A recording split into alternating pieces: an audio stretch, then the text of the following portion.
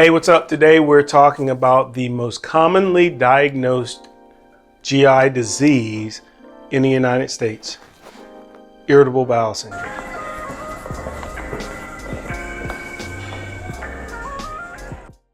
Irritable bowel syndrome is sometimes thought of as the GI equivalent to depression, GI equivalent to anxiety.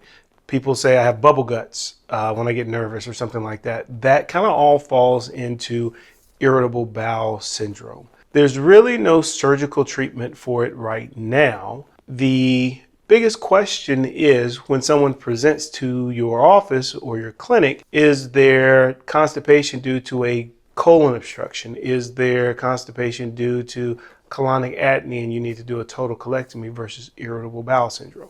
Is there diarrhea associated with carcinoid tumors? Is there diarrhea associated with short gut syndrome? They've had a previous history of a gastric bypass. So it falls more into something that we rule out or rule in, not something that we surgically treat. But let's get to it. Irritable bowel syndrome, GI disorder characterized by chronic abdominal pain. Cause again is unknown and is also multifactorial.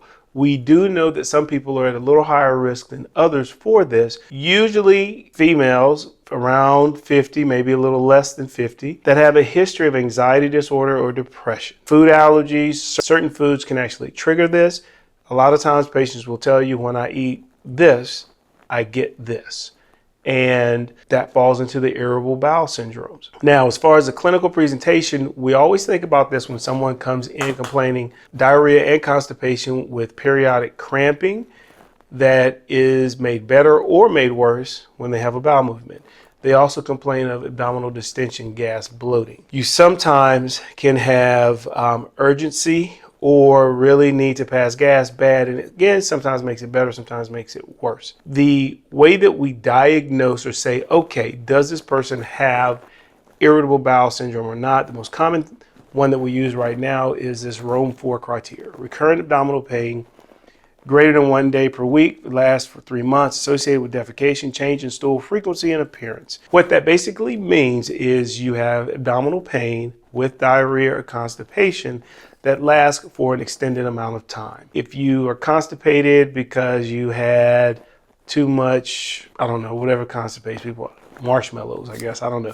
If you had something like that all of a sudden and you were constipated over the next couple of days, don't do it. My kids, shout out to Ryan, Ethan, and Natalie, it is always taco cheese. Anytime we go to a Mexican restaurant and they get queso with their chips, they're constipated for the next 2 or 3 days. Or if you have diarrhea right after you eat, and it lasts for a couple of months.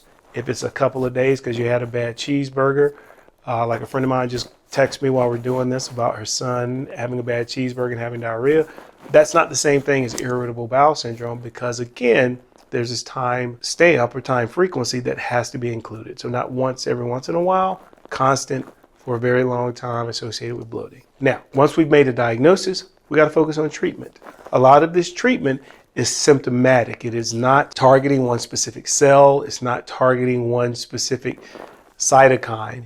It is symptomatic treatment, again, because we don't know what causes it specifically. The biggest thing is diet modification, figuring out what bothers you and then stop eating that. Some people say, oh, I have gluten allergy or gluten sensitivity. A lot of that is irritable bowel syndrome, but they're giving it a different name. I don't even know what FODMAP diet is. What is that? Soluble fibers, increase those, anything that helps move stool through your belly. Now, physical activity helps.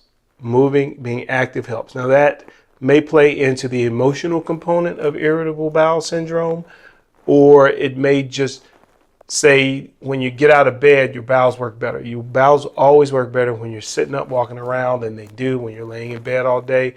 Patients in the hospital, the first thing we do is tell them to get up after surgery so their bowels can return normally. We are designed as creatures to stand upright, and everything works better usually when we're standing upright. Now, from a pharmacology standpoint, again, these are the two big things, constipation and diarrhea. We're going to add the third thing in, which is abdominal pain and bloating. So all of our pharmacological therapies focus on these three areas. So you have constipation. So you're doing anything like polyethylene glycol, you're doing laxatives, lactulose, you're doing Colase, stool softeners, whatever you can to get your bowels moving. Understand that you may be constipated one day and it'll resolve. So then you have to stop these medicines so you don't fall into diarrhea. Or if you have diarrhea, loperamide, Imodium, cholestyramine, if it's maybe post-cholecystectomy, you're worried about bile salt. Again, start taking these medications, but when it resolves, you have to figure out when to come off so you don't go into constipation. And the abdominal pain and bloating, antispasmodics pretty much works really well as some of the tricyclic antidepressants work very well for this disease also. Every once in a while you'll hear someone talk about the subtypes: IBS, constipation, diarrhea, mixed, and undetermined. I think it's undetermined. But yeah, those are the subtypes. Quick lecture. Irritable bowel syndrome. Again, most common diagnosed disease we have in the GI spectrum. Constipation, diarrhea, alternating between both. One or the other, with bloating, abdominal pain associated with anxiety, depression, and sometimes people just get it. So just keep it on your radar. Now again, don't misdiagnose colonic atony or a tumor that is causing obstruction in the colon. Don't misdiagnose a carcinoid tumor that causes diarrhea because you think, oh, they just have irritable bowel syndrome. These patients still require a CT scan. They still require a good physical exam, a full set of labs to make sure that we're not missing something else. But this always can be something in the back of your mind when you're seeing these patients. That's it. Hope this answers all your questions. Call, text, don't ghost me. Just do something. All right, guys, take care.